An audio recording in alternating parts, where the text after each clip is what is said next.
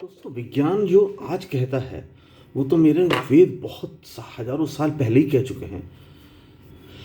हम सब एक एनर्जी हैं, जो हमारा जो अस्तित्व है वो एनर्जी है, वो भगवान है जो हमारे अंदर बसा हुआ है। अगर हम अथर्ववेद की ऋचा 1196 पे जाएं और उसका भावार्थ को समझें तो ये उसमें लिखा हुआ है कि जो हमारे पुण्य प्रताप हैं, जो हमारे पुण्य कर्म होते हैं, वो कहाँ जाते हैं? वो कहीं नहीं जाते। वो सूक्ष्म के रूप में वो हमारे इर्द गिर्द इसी पूरे ब्रह्मांड में जो ईश्वर लोक है, ईश्वर लोक तक फैल जाते हैं।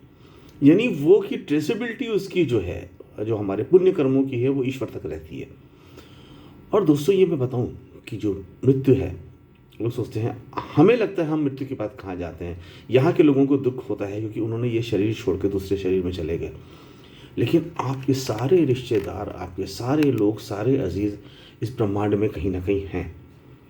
पितृलोक, जहाँ पितृ जाते हैं, आपके बहुत सारे लोग जो होते हैं वो अपने कर्मों के हिसाब से बेहतर ग्रह पा जाते हैं। इस ब्रह्मांड के अंदर सब कुछ है। हम सब ऊर्जा का एक पार्ट हैं और ऊर्जा कभी ख़त्म नहीं होती। आपके साइंस भी कहती है ऊर्जा को कभी नष्ट नहीं किया जा सकता।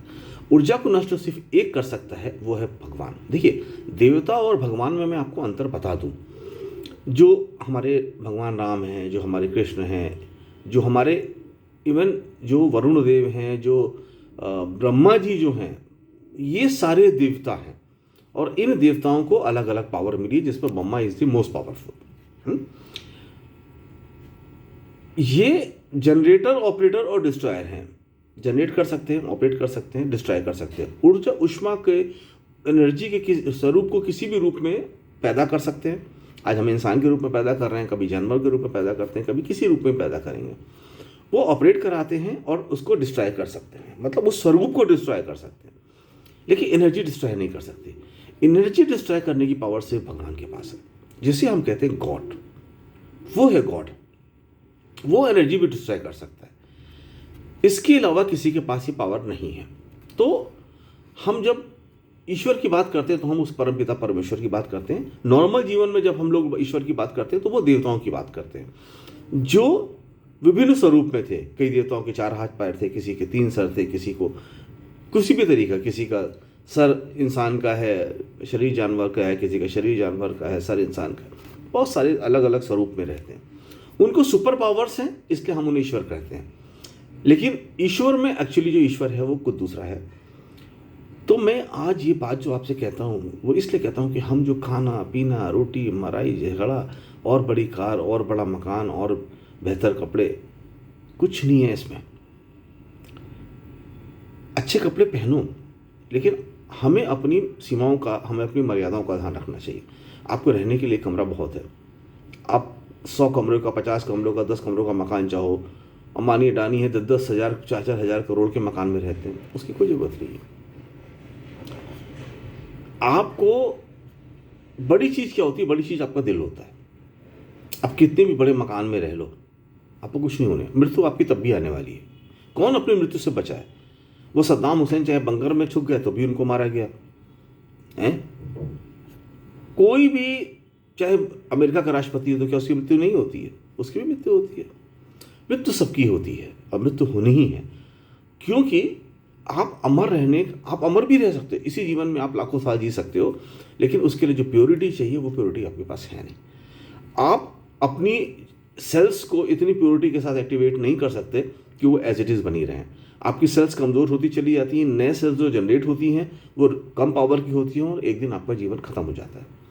एक चीज़ मैं आपको और बताऊँ, बहुत इंपॉर्टेंट है। जो सानी वाली देवी हैं, देखिए आप सब लोग अपनी देवियों के बारे में जानते नहीं। आपके वही जो आजकल के पंडितों ने बताया और लालच का कि आप दुर्गा जी की पूजा कर लो, वो पावर की देवी हैं। लक्ष्मी जी की पूजा करो, वो धन की देवी हैं। सरस्वती जी की पूजा करो, वो विद्या की देवी हैं। आप बिना लालच के किसी भी देवता देवी को नहीं मानते। सानी वाली देवी वो जन्म की देवी है।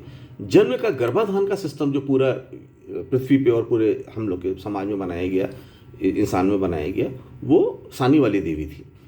अभी सानी वाली देवी ने जो ईश्वर का, जो इंसान का जो गर्भ होता है, हम कहते हैं 9 माह में बच्चा होता है। एक्चुअली जो 9 माह के बाद 10वें माह में बच्चे को जन्म लेना चाहिए।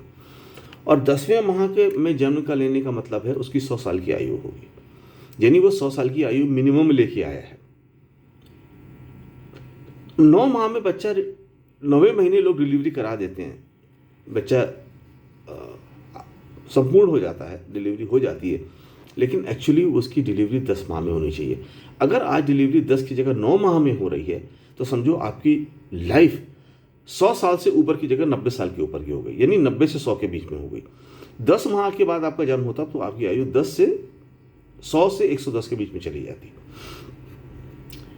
आपकी आयु देखिए, अगर आप जो उस काल की बात करें जो आपका सतयुग था, तब लोग कितने बड़े होते थे, आपसे 4 गुना बड़े लोग होते थे। 30 हमारी 6 फीट की आयु मुश्किल होती है ना, तो वो 2830 फीट के लोग होते थे और उनकी आयु 400-500 साल होती है। धीरे धीरे आयु और हमारा जो स्वरूप है वो छोटा होता जा रहा है और आने वाली जनरेशन और कम, धीरे धीरे उनका जो शेप है वो कम होता चला जा रहा है।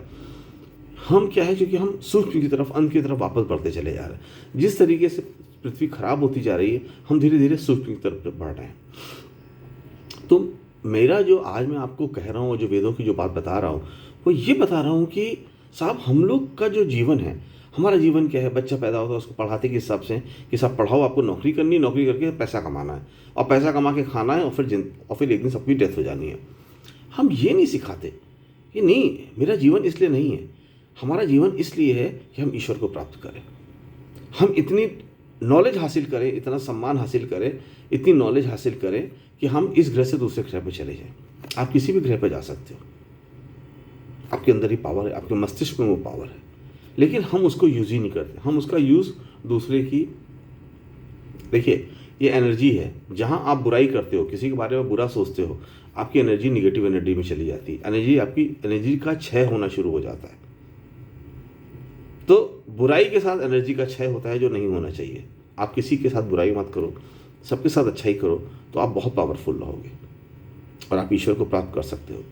उसको पार करने की सोचो कि आप इस जन्म के बाद इस रूप में ही आप ब्रह्मांड के किसी ग्रह में जाओ, या अगर आपकी डेथ के बाद भी जाते हो तो आप उन लोगों को ढूंढने में सक्षम हो, आपके लिए इतना प्यार अपने परिवार के लिए हो कि उस लोक में जाके आप परिवार के अपने लोगों को ढूंढ सको। हम सब लोगों को जो बहुत तेज़ी से ख़त्म होते चले जा रहे हैं, हमारा जीवन जो जानवरों में कन्वर्ट होता चला जा रहा है, वो रोकना ही चाहिए।